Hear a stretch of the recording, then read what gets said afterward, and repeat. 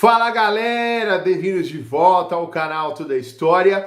Aqui quem fala é o professor Hilário Xavier. Seja bem-vindo você, meu amigo, você, minha amiga, futuros oficiais da Polícia Militar do Estado de São Paulo. Esse é o canal Tudo é História e esse é o curso Barro Branco 2022 para ingresso em 2023. Hoje eu vou abordar a aula de número 7. O tema é Mundo Moderno, assunto integrante do edital do Barro Branco, um conjunto de assuntos dos mais cobrados nos últimos anos na prova do Barro Branco. Eu vou abordar todos os assuntos relacionados à Idade Moderna e no final, você sabe, vem a correção de uma bateria de exercícios no modelo da banca da prova do Barro Branco. Porém, galera, já tá ficando chato.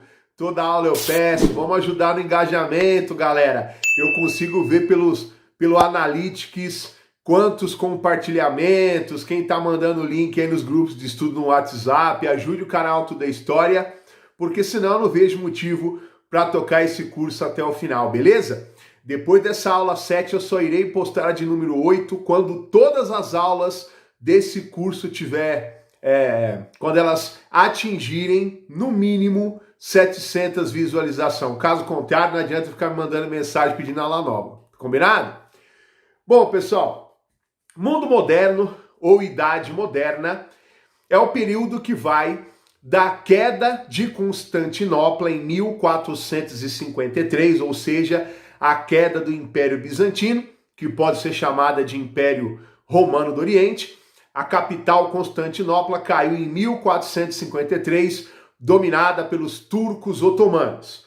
E a Idade Moderna vai até 1789, com a queda da Bastilha, episódio que dá início à tão famosa Revolução Francesa. Portanto, tudo que ocorreu entre 1453 d.C. e 1789 d.C., nós chamamos de Idade Moderna, ou de Modernidade, ou ainda de Mundo Moderno, do século XV até o XVIII. É um período relativamente curto da história da humanidade, se comparado ao período medieval, que teve 10 séculos de duração. Porém, o mundo moderno ele é bastante cobrado não só na prova do Barro Branco, mas em qualquer vestibular ou até mesmo no Enem, em razão da enorme quantidade de transformações que a Europa passou durante esse período. O mundo como um todo, mas especificamente a Europa. Nós temos mudanças religiosas, mudanças econômicas, mudanças culturais. Beleza? Bom, um dos principais assuntos de mundo moderno, tema integrante do edital do Barro Branco, é o renascimento cultural. Chamamos de renascimento cultural o conjunto de transformações artísticas, filosóficas e culturais ocorridas na Itália, inicialmente, na transição do século XIV para o XV, portanto, no final da Idade Média, no início da Idade Moderna. E esse movimento, o próprio nome já diz, né, renascimento, é um movimento que pretendia trazer a arte clássica de volta à vida. Ou seja, eles desprezavam os valores teocêntricos da Idade Média e o Renascimento buscava trazer de volta à vida os valores racionalistas e humanistas da Idade Antiga, os valores clássicos greco-romanos. O Renascimento teve início em Gênova, Veneza e Florença, posteriormente se esparramou por quase toda a Europa. O Renascimento cultural pretendia se utilizar de valores que caíram em desuso durante a Idade Média. O Renascimento, que teve início na Itália em razão do território ser berço dos mecenas, ricos burgueses que financiavam os artistas e suas obras de arte, e também porque ali existia todo o intenso comércio, a ascensão da burguesia, que pretendia usar a arte como forma de transmissão dos seus novos valores burgueses. O Renascimento tinha como característica principal o antropocentrismo, a ideia de que o homem é o centro e a medida do universo, e não mais Deus, como era no teocentrismo medieval, o racionalismo, o uso da razão como forma de explicar todos os fenômenos que nos cercam, deixando de lado misticismo e fanatismo religioso. O empirismo, que é a ideia da experimentação, da comprovação científica. O hedonismo, que é a busca do prazer na forma da arte, né? A busca do prazer, a satisfação pessoal pela arte. Esse é o famoso hedonismo. O heliocentrismo, que é a ideia de que o Sol é o centro do sistema e não a Terra, como se acreditava anteriormente, uma teoria chamada geocêntrica. Depois que o Copérnico apresentou seus estudos, o Renascimento vai defender a teoria heliocêntrica, de que o Sol é o centro do sistema e não a Terra, tá bom? Que mais? O universalismo, a busca do conhecimento universal. Dentro dessa característica, destaque para Leonardo da Vinci, o homem universal, que era de pintor a arquiteto, ele era bom em quase todas as áreas do conhecimento humano, na busca pelo conhecimento universal. E os valores humanistas, né, onde William Shakespeare foi o renascentista com o maior destaque. Nós temos uma divisão dentro do Renascimento cultural, né? O Renascimento artístico, com destaque para Michelangelo, que pintou o teto da Capela Sistina, esculpiu a Pietà, Moisés, Davi, Leonardo da Vinci, que pintou o quadro A Santa Ceia e pintou também a Mona Lisa, tido por muitos como o quadro mais brilhante do Renascimento cultural. Temos Sandro Botticelli com o Nascimento de Vênus, dentre outros grandes artistas. No Renascimento científico, destaque para Nicolau Copérnico, que criou a teoria heliocêntrica, Galileu Galilei, com seus estudos que completaram as teorias heliocêntricas do Copérnico, seus estudos também de observação dos astros, a questão da esfericidade da Terra, que quase custou a vida do Galileu na Inquisição. Temos Kepler, vários outros grandes cientistas. E o Renascimento literário, com Miguel de Cervantes, que escreveu Dom Quixote de la Mancha, Thomas Moros, que escreveu a Utopia, Nicolau Maquiavel com o clássico O Príncipe, os fins justificam os meios, junto com Camões, que escreveu Lusíadas, são os principais teóricos do Renascimento literário. Na Idade Moderna, nós tivemos também o início de uma grande reforma religiosa que entrou para a história da humanidade com o nome de Reforma Protestante. Foram vários reformistas, mas aquele de maior destaque foi o monge católico Martinho Lutero, monge alemão, há muito tempo incomodado com uma série de questões dogmáticas da Igreja Católica. Em 1517, ele dá início à Reforma Protestante, quando ele escreve um protesto na forma de um documento chamado 95 Teses contra a Venda de Indulgências. O Lutero se indignou contra a venda de perdão para os pecados que era praticado pela Igreja Católica, pela prática da simonia e o comércio de relíquias sagradas, pela falta de moral do clero católico. Ele se incomodou também com essa questão de que o Papa era o único responsável por falar, né, o único responsável por controlar toda a doutrina cristã. Essa questão da infabilidade do Papa incomodava não só Lutero, mas outros reformistas. Podemos dizer que o Lutero se indignou contra uma série de erros e polêmicas dogmáticas da Igreja Católica. Ele pretendia reformar a Igreja, ele não pretendia criar uma outra religião. Porém, a Igreja fez ouvidos de mercador aos seus protestos.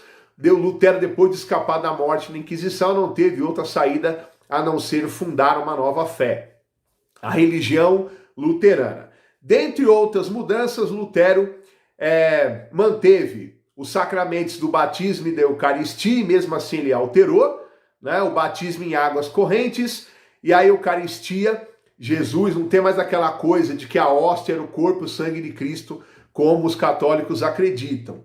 Para os protestantes, Jesus está representado ali no ato da ceia, ele não está ali dentro daquela hóstia em corpo presente.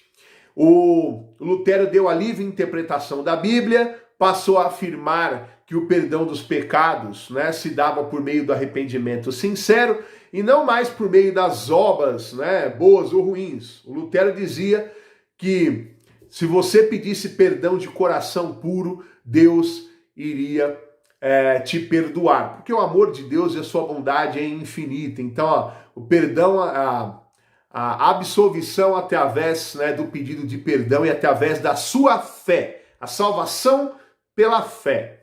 O Lutero vai liberar os seus clérigos do celibato. Então, na igreja luterana, o pastor tem liberdade para casar e constituir família, coisa que na igreja católica é proibida. Essas são as principais mudanças que o Lutero introduziu na religião criada por ele na Alemanha em 1517. Teve reforma na França e na Suíça através de João Calvino, a religião calvinista, cuja principal característica do calvinismo é a teoria da predestinação absoluta. Calvino acreditava de que aqueles que seriam salvos, os escolhidos para a salvação, tudo isso é obra exclusiva de Deus. Nada que você faça no que se refere ao seu comportamento individual, às obras, nada disso vai interferir na vontade divina. O enriquecimento pessoal por meio de trabalho honesto é um indício de salvação, porém não é uma garantia. É uma pista de que você é um dos escolhidos. É desnecessário dizer que a burguesia foi a classe social que se converteu em massa à fé calvinista por conta de sua mentalidade acumuladora e capitalista. Tá bom? E nós tivemos na Inglaterra o Henrique VIII, que criou a religião anglicana através do ato de supremacia para poder se separar da Catarina de Aragão e se casar com Ana Bolena, já que a Igreja Católica se recusou a divorciá-lo. Das três religiões mais famosas do protestantismo, a anglicana foi aquela criada com um viés pessoal e político. O Henrique VIII queria uma nova religião submissa ao Estado para abençoar sua nova união com Ana Bolena. O rompimento com a Igreja Católica no que se refere à doutrina foi bastante superficial. Na Idade Moderna, nós temos também o início das grandes navegações, ou o chamado expansionismo comercial. Durante a transição da Idade Média para a Idade Moderna, as rotas que ligavam a Europa até o Oriente, até a Ásia, na rota das famosas especiarias, elas foram fechadas. O Mediterrâneo, pelo monopólio que Gênova e Veneza, as repúblicas italianas, tinham sobre o mar Mediterrâneo. As rotas terrestres, fechadas pelos árabes após as cruzadas. E outros países europeus buscavam uma rota alternativa para se chegar a Calicut, na Índia principalmente, e continuar alimentando aquele rico comércio de especiarias. Os dois países europeus que saíram na frente foram Portugal e Espanha nessa ordem. Os países ibéricos se lançaram à aventura navegatória já em meados do século XV. Portugal, primeiramente, porque é o primeiro país da Europa a sair do feudalismo, a ter o poder centralizado na figura do rei. Após a Revolução de Avis, os portugueses se lançaram no Oceano Atlântico em busca de uma rota alternativa para se chegar a Calicut, na Índia. Outros fatores favoreceram o pioneirismo português. Além da rápida centralização do poder, a localização geográfica privilegiada, o fato da burguesia portuguesa ser aliada do Estado, Portugal foi berço de grandes invenções náuticas como as caravelas, a escola de Sagres, tudo isso corroborou para que os portugueses, já em 1415, já estavam controlando Ceuta no Marrocos. Eles continuaram navegando, atravessaram Cabo Bojador. Em 1488, Bartolomeu Dias é o primeiro europeu a contornar o Cabo das Tormentas na África do Sul. 10 anos depois, 1498, Vasco da Gama vai concluir uma viagem marítima até a Índia. Em 1500, segundo a versão oficial, Pedro Álvares Cabral, que rumava em direção à Índia, teria se perdido no trajeto e veio parar no Brasil em abril de 1500, entrando para a história como o homem que descobriu o Brasil oficialmente em abril de 1500. A Espanha demorou um pouquinho mais para navegar, porque os espanhóis estavam em luta contra os muçulmanos, num processo chamado de Guerra de Reconquista. Depois do casamento de Isabel de Castela e Fernando de Aragão, os espanhóis centralizaram o poder né, diante dessa monarquia. Assim foi possível vencer os muçulmanos, cuja batalha final se deu em Granada em 1492. Cristóvão Colombo, navegando a mando dos reis espanhóis, pretendia circunnavegar a terra, navegando a ocidente, para se chegar em Calicut, na Índia. Mal sabia ele e os espanhóis que os portugueses já sabiam como chegar à Índia por uma rota oriental, lá embaixo, contornando a África do Sul. Porém, o Colombo acreditava que navegando a ocidente seria possível navegar ao redor do globo e chegar à Índia. Porém, esquecer de avisar o Colombo que no meio do caminho tinha um continente. Lembrando, o Bartolomeu Dias contornou o Cabo das Tormentas em 1488. 4 anos depois, antes mesmo da viagem do Vasco da Gama por Portugal, Cristóvão Colombo descobre a América em outubro de 1492. Ambos os países repartiram entre si as novas conquistas através do famoso Tratado de Tordesilhas. Como consequência das grandes navegações, novas rotas foram descobertas, novos territórios foram colonizados, uma imensa quantidade de metal precioso foi extraído da América. Os espanhóis colonizaram o México e dominaram os astecas, colonizaram a América Central dominando os maias, dominaram a Cordilheira dos Andes dominando os incas, e dali, ao longo dos séculos, eles extraíram uma imensa quantidade de metal precioso que foi levado para a Europa e ajudou a consolidar as monarquias nacionais europeias que estavam surgindo naquele período.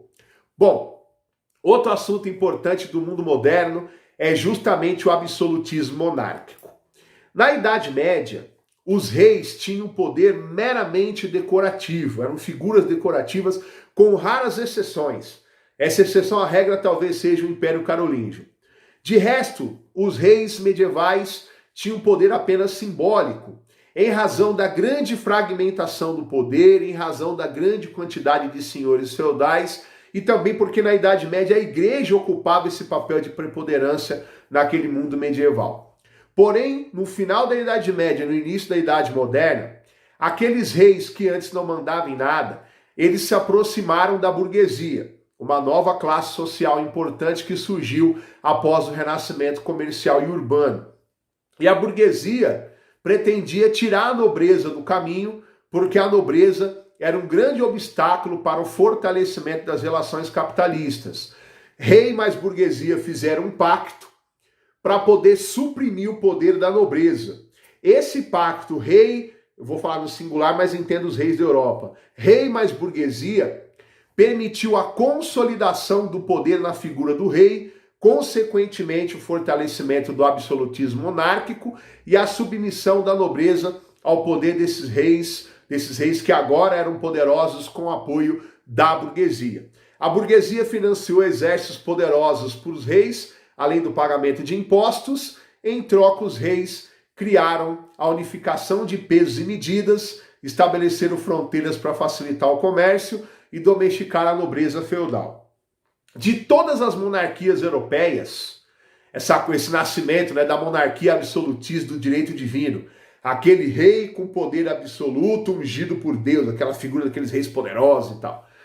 A monarquia mais famosa do absolutismo, sem sombra de dúvida, foi a francesa.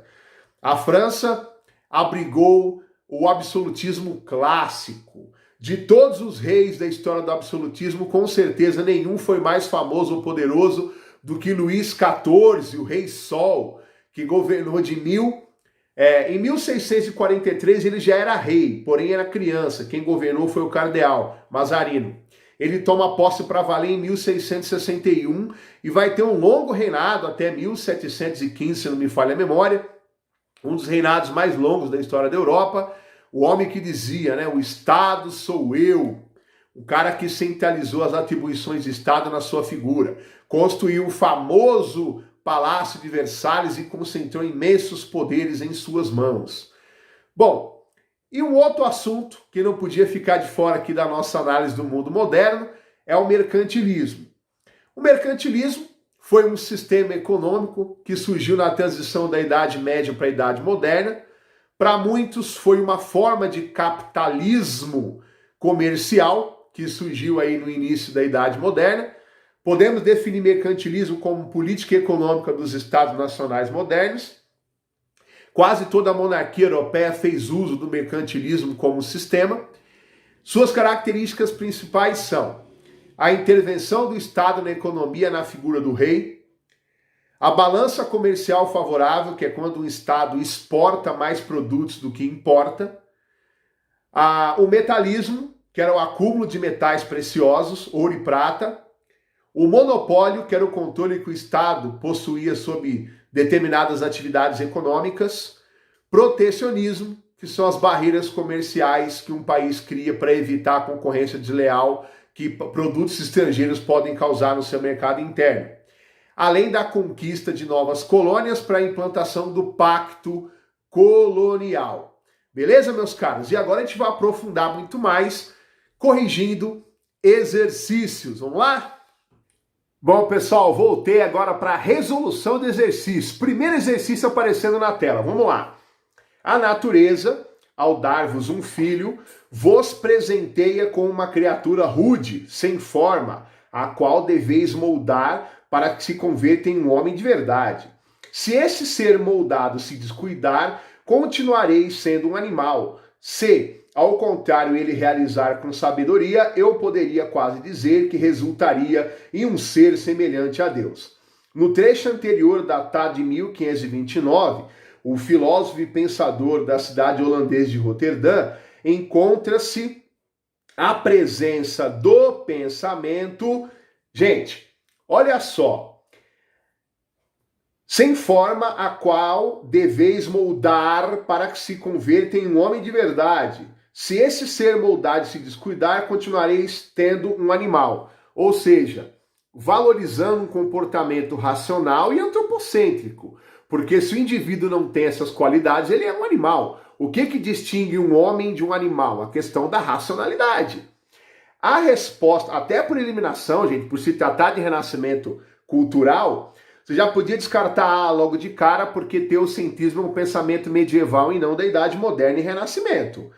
Escolasticista é um pensamento medieval.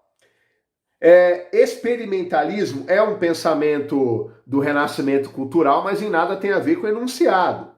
Então a resposta correta é a D de dado. Antropocentrista, valorizando o homem e suas obras como base para uma visão racional de mundo. Gente, falou em renascimento cultural, procure essas palavrinhas mágicas. Antropocentrismo, racionalismo, empirismo. Tá bom? Razão, ciência e foco no homem, não em Deus. Vamos lá.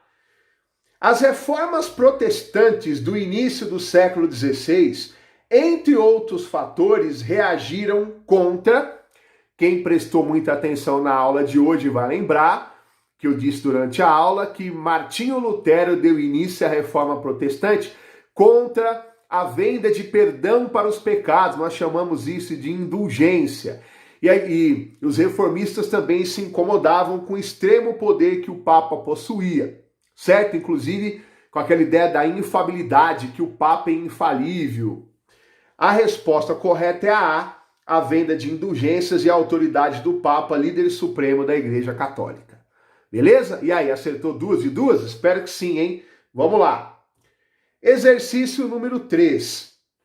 No início do século XVI, diversos movimentos reformistas de caráter religioso eclodiram na Europa. Sobre esses movimentos é correto afirmar que, bom, gente, a Igreja Católica, ela não iria ficar quieta, calada, mediante ao surgimento de tantos questionamentos da sua doutrina e diante o surgimento de diversas religiões. A Igreja convocou o famoso Concílio de Trento para debater uma reação contra a Reforma Protestante. Esse processo entrou para a história com o nome de Contra-Reforma Católica. Na Contra-Reforma, a Igreja reafirmou seus dogmas ao invés de mudar o que estava sendo apontado como errado. A Igreja reafirmou a infalibilidade do Papa e as principais mudanças que a Contra-Reforma introduziu foram: a Inquisição foi trazida de volta à vida para perseguir aqueles que tinham desvio de doutrina. A Igreja Católica permitiu a criação da Companhia de Jesus, uma nova ordem religiosa para divulgar a catequese católica. E a igreja criou uma lista de livros proibidos chamada de Index. Index Librorum Prohibitorum.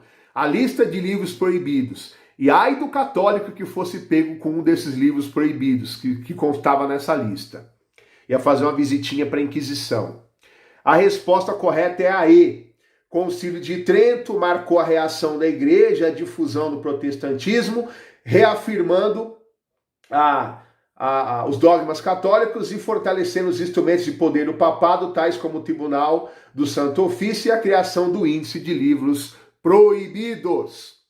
Vamos lá. Próximo exercício. Como características gerais dos estados modernos que se organizavam na Europa Ocidental no período que vai do século XV ao XVIII, pode-se mencionar, entre outros fatores, olha aí, gente, dá uma olhadinha, é um exercício sobre o absolutismo monárquico. Lembre do que eu falei na aula, da figura do rei, da centralização. A resposta correta é a B de bola, centralização e unificação administrativa, na figura do rei, bem como o desenvolvimento do mercantilismo. Lógico, o rei precisava de recursos para fortalecer o Estado Nacional. Quinto exercício. Exatamente. Quinto exercício, vamos lá. O mercantilismo, política econômica praticada pelos monarcas europeus na época moderna, teve como característica, eu citei as características durante a aula, hein? Intervenção do Estado na economia, metalismo, que é o acúmulo de metais preciosos, balança comercial favorável, que é um país que exporta mais do que importa, vende mais do que compra, monopólio, pacto colonial. A resposta é a C, manutenção da balança comercial favorável. Beleza? Vamos lá. Inúmeros escritores e poetas portugueses retrataram o imaginário que acompanhou o homem ibérico na sua aventura pelos mares nunca dantes navegados. Temores e fantasias não impediram de se lançar às águas do mar oceano, arriscando-se em busca principalmente de... Olha aí, gente, o que os europeus, principalmente os ibéricos, queriam com as grandes navegações? Eu disse na aula. Uma nova rota para o Oriente, manter o comércio de especiarias, metais preciosos, novas colônias e, por que não, também difundir a fé católica de portugueses e espanhóis. A resposta correta é a A. Novos caminhos para o Oriente, novos mercados, metais preciosos e propagar a fé cristã. Beleza, pessoal? De novo, ó, meia hora de aula, como foi no mundo medieval, agora mundo moderno, com correção de exercícios. Se você quer a aula de mundo contemporâneo, que eu já gravei, inclusive, ficou com 1 hora, porque o mundo contemporâneo são diversos assuntos.